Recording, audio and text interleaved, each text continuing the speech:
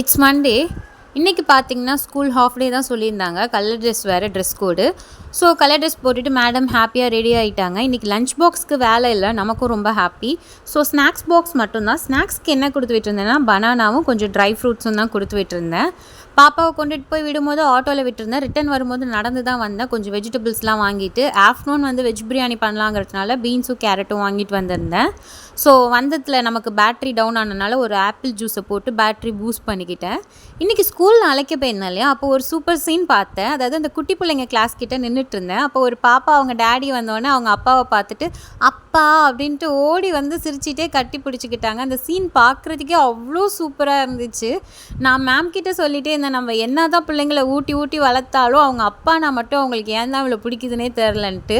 என் பொண்ணும் இப்படி தான். உங்கள் வீட்டில் எப்படின்னு சொல்லுங்கள். இதோட கண்டினியூட்டி விலாக் வந்து நெக்ஸ்ட்டு வரும். சேனலை சப்ஸ்கிரைப் பண்ணிக்கோங்க, மறந்துடாதீங்க.